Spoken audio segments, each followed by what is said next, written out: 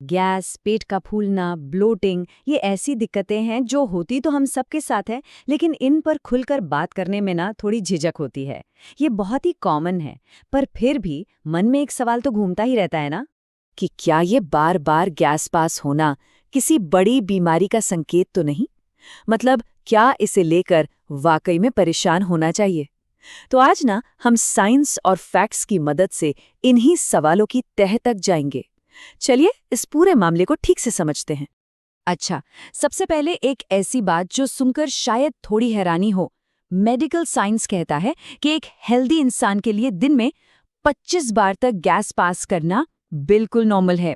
हाँ, बिल्कुल सही सुना, 25 बार। तो जिसे हम बहुत ज्यादा समझकर टेंशन ले रहे हैं, हो सकता है कि वो तो एकदम नॉर्मल रेंज में हो। तो आज हम क्या क्या बात करने वाले हैं। पहले तो ये समझेंगे कि नॉर्मल क्या है, फिर गैस के पीछे की साइंस क्या है, इसके बाद ये ज़्यादा होती क्यों है, इससे राहत कैसे मिल सकती है, और सबसे ज़रूरी बात, डॉक्टर को कब दिखाना चाहिए।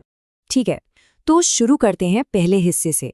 ये समझना बहुत ज़रूरी है कि हमारे शरीर के लिए आखिर नॉर्मल है क्या।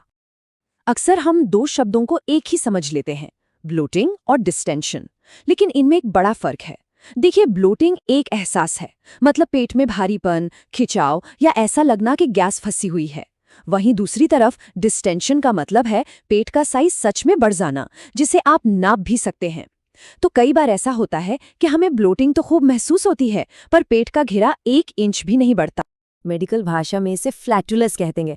और पता है, एक एवरेज हेल्दी इंसान हर दिन लगभग 600 से 700 मिलीलीटर गैस शरीर से बाहर निकालता है।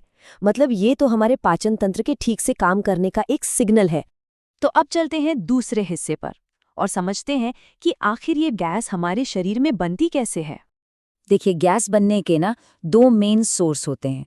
पहला तो है वो हवा जो हम खाते, पीते या बात करते समय अंदर निगल जाते हैं, और दूसरा जो ज्यादातर गैस बनाती है वो है हमारी बड़ी आंत यानी कोलन में रहने वाले बैक्टीरिया। ये हमारे दोस्त हैं जो खाना पचाने में मदद करते हैं और इसी प्रोसेस में गैस बनाते हैं। और मजे की बात ये है कि ये दोनों गैसें बिल्कुल अलग होती हैं। जो हवा हम निगलते हैं उसमें तो नाइट्रोजन और ऑक्सीजन होती है, लेकिन जो गैस हमारे पेट में बनती है उसका करीब 74% हिस्सा तो बैक्टीरिया ही बनाते हैं, और इसमें होती है हाइड्रोजन, मीथेन और कार्बन डाइऑक्साइड। तो गैस की जो ज्यादातर समस्या है ना, वो इसी बैक्टीरियल गैस की वजह से होती है। तो सवाल ये उठता है कि भाई कुछ लोगों को दूसरों से ज्यादा गैस क्यों बनती है। चलिए अब इसी पर बात करते हैं हमारे तीसरे हिस्से में। देखिए, ज्यादातर मामलों में इसका जवाब कहीं और नहीं बल्कि हमारी प्लेट में ही होता है। खास तौर पर कुछ खास तरह के कार्बोहाइड्रेट्स जिन्हें हमारा शरीर आसानी से पचा नहीं पाता, वही असली विलन है। जैसे कि दूध में लैक्टोज, फलों और जूस में फ्रुक्टोज, और हाँ, राजमा, छोले, बीन्स जैसी चीज़ों में मौजूद कॉम्प्लेक्स कार्ब्स। होता क्या है कि जब हमारी छोटी आंत इन्हें पचा नहीं पाती, तो ये खाना सीधा पहुंच जाता है बड़ी आंत में, और वहाँ बैठे बैक्टीरिया की तो पार्टी हो जाती है। वो इस पर दावत करते हैं और बदले में बनाते हैं ढेर सारी गैस। लेकिन सिर्फ खाना ही वजह नहीं है। एक और बड़ा कारण हो सकता है हमारी आंत के अंदर बैक्टीरिया का बिगड़ता हुआ बैलेंस। इसे कहते हैं सीबो, मतलब स्मॉल इंटेस्टाइनल बैक्टीरियल ओवरग्रोथ। अब ये क्या भला है?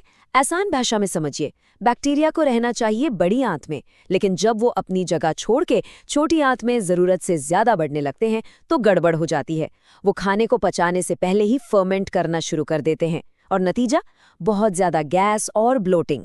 इसके अलावा भी कुछ कारण हैं, जैसे कब्ज होना, आईबीएस यानी इरिटेबल बाउल सिंड्रोम की दिक्कत, या फिर जल्दी जल्दी खाने की आदत जिससे हम ज्यादा हवा निगल जाते हैं। और हाँ, बहुत ही रेयर मामलों में आंत में कोई रुकावट भी इसकी वजह हो सकती है। तो अब जब हम वजहें समझ गए हैं तो बात करते हैं समाधान की। हमारे चौथे हिस्से में देखते हैं कि इससे राहत पाने के लिए हम क्या कर सकते हैं। देखिए, सबसे पहला और सबसे असरदार तरीका है अपने खाने पर ध्यान देना। ये जो लिस्ट है, इसमें कुछ ऐसी आम चीजें हैं जो गैस बना सकती हैं। इसका मतलब ये बिल्कुल नहीं है कि इन्हें खाना ही छोड़ दें, नहीं, बस ये नोटिस करना है कि इनमें से क्या खाने के बाद आपको ज्यादा दिक्कत महसूस होती है। डाइट में बदलाव तो ठीक है, लेकिन कुछ घरेलू और पारंपरिक नुस्खे भी हैं जिन्हें अब साइंस भी मान रहा है। ये बहुत ही इंटरेस्टिंग है। अभी हाल ही में 2024 में एक क्लिनिकल ट्रायल हुआ। इसमें पाया गया कि पर्शियन फैट नाम का एक पारंपरिक फारसी मिश्रण, जिसमें क्या है, हमारी रसोई वाली चीजें, सौंफ, अजवाइन, जीरा, ये ब्लोटिंग को कम करने में सच में बहुत असरदार है। मतलब हमारे दादी नानी के नुस्खों में भी कितना विज्ञान छिपा है ना। तो अब आते हैं सबसे जरूरी सवाल पर, हमारे 5वें और आखिरी हिस्से में, कि आखिर डॉक्टर के पास जाना कब है। तो घूम फिर कर हम वापस उसी सवाल पर आ गए, क्या बहुत ज्यादा गैस होना वाकई खतरनाक है? तो इसका सीधा सा जवाब है, ज्यादातर मामलों में नहीं। ये खतरनाक से ज्यादा बस परेशान करने वाली चीज है। लेकिन, और ये लेकिन बहुत जरूरी है, हमें कुछ रेड फ्लैग लक्षणों पर नजर जरूर रखनी चाहिए। अगर ज्यादा गैस के साथ साथ आपको इनमें से कोई भी लक्षण दिखें, जैसे कि उल्टी होना, बुखार, बिना किसी वजह से वजन का घटना, रात में दस्त होना, स्टूल में खून आना या बहुत ज्यादा फैटी स्टूल होना, तो इन्हें बिल्कुल भी नज़रअंदाज ना करें। ये किसी और बड़ी समस्या का संकेत हो सकते हैं और आपको तुरंत डॉक्टर से मिलना चाहिए। तो आखिर में बस इतना याद रखिए कि गैस बनना एक हेल्दी, काम करते हुए पाचन तंत्र की निशानी है। ये नॉर्मल है। पर हाँ, अगर अपने शरीर में कोई बड़ा या अचानक बदलाव महसूस हो तो एक पल रुककर उस पर ध्यान दें। ये आपके शरीर का आपसे बात करने का तरीका हो सकता है और उसे सुनना बहुत जरूरी है। अगर आप हमारे चैनल पर नए हैं तो अभी सब्सक्राइब करें और हमारे साथ इस सफर का हिस्सा बनें।